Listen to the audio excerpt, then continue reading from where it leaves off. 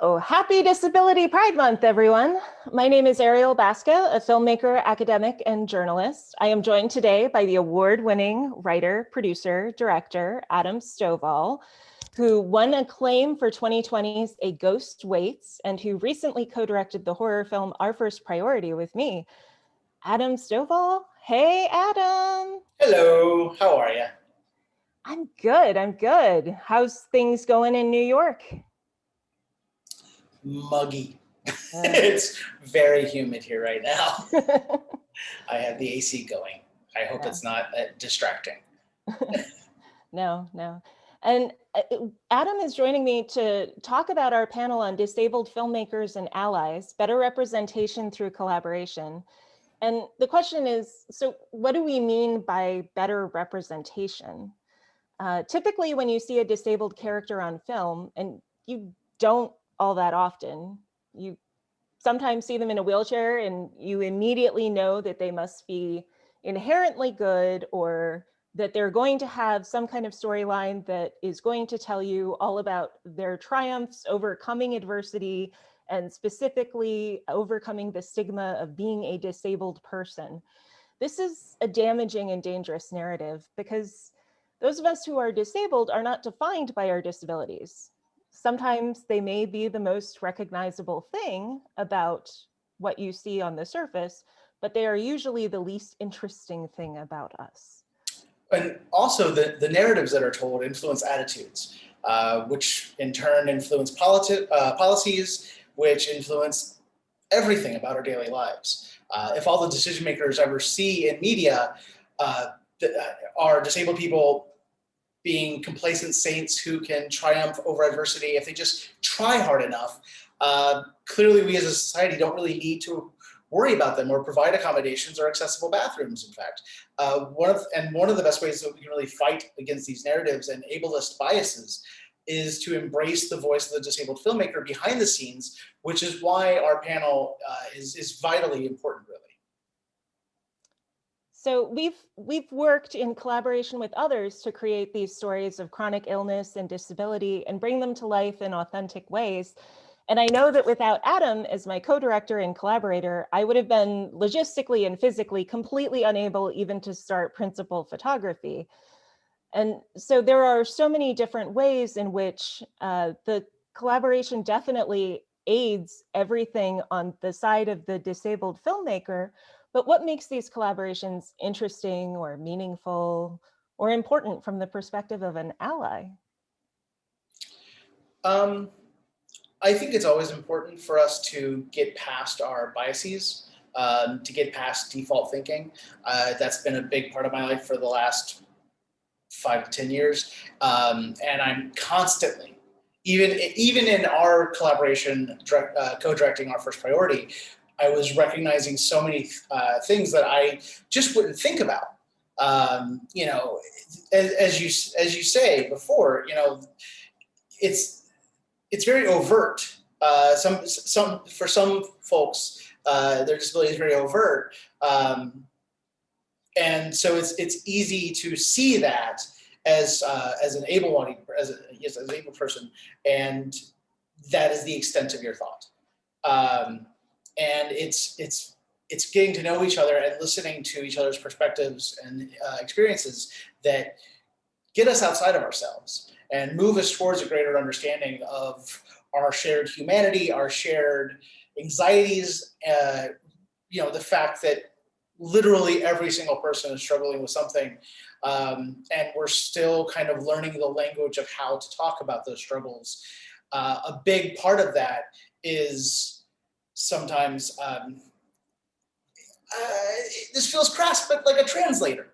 You know, it almost feels like that's the function sometimes, is being able to take someone else's story and couch it in terms that are familiar to those who have not lived that story day to day. And I hope it's okay that I frame it that way, because again, constantly learning, and I step on mines all the time and I'm wrong all the time. And then this is another big function of it, is I don't want to be wrong and I don't want to be offensive. So, you know, sometimes you end up putting your foot in your mouth and then learning from that. But I think both of us go into any endeavor, especially creative endeavors, with a very open heart and kind of the desire to do good and help and be kind. I feel like I probably have strayed from answering the question. Well, I think you did a really good job.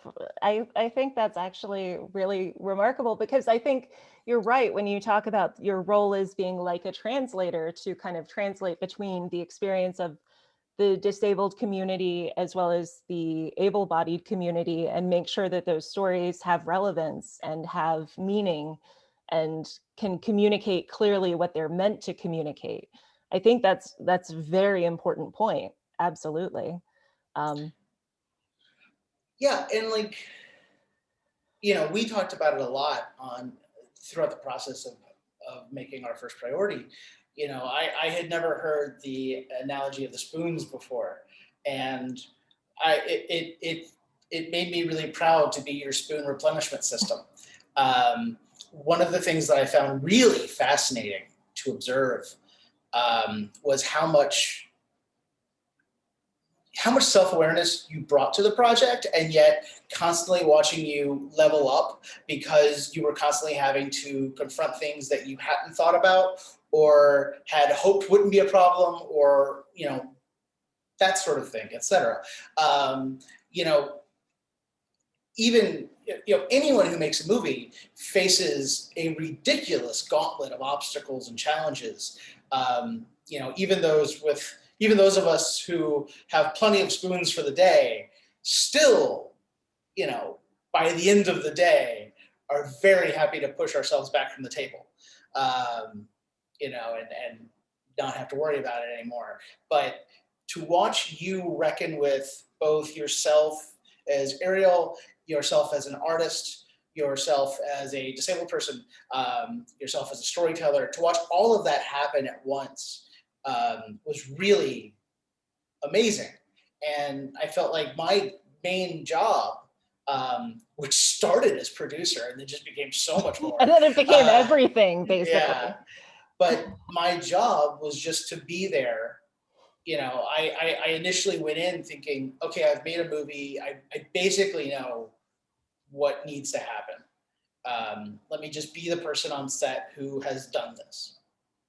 And to watch you like rise to meet these obstacles of just, making an abandoned consignment shop into a medical office, if nothing, just literally just making a set from ground floor up, like the spirit that you brought to it, like it inspired, it excited me, not inspired, but it excited me to kind of rise. Dare you use the word inspire? I was thinking of something else. Sorry. Right. No, like it was such an amazing challenge, and like I never regretted saying yes to it. And like, I kind of almost can't believe that. We're definitely cutting some of this out, but yeah. Okay, but yeah. No, but like, knowing what I thought I was saying yes to and what it ended up being, and like the gap between those two, it was just the coolest and most exciting thing to really watch someone like live their dream and get to be a really hands-on part of that, of just like whatever needs to happen, like I am here and like I can do this. And you can obviously do this as well, but like there's going to be times when you're just like, I don't have my spoons right now, I got to go sit down. And I'd be like, that's fine, I have spoons, I'll go. And I think the worst word than inspiration is important. If I said that it was important, I would go ahead and just run myself into a wall, because that would be annoying. It's not important, but it also like kind of is in a different way, because we all learn so much about ourselves. And I think like that's the best part of being an ally, honestly, is you learn so much about your fellow human beings as well as yourself. And there is no end goal for learning about your shared humanity. And you're never like full up on that. But like when I think about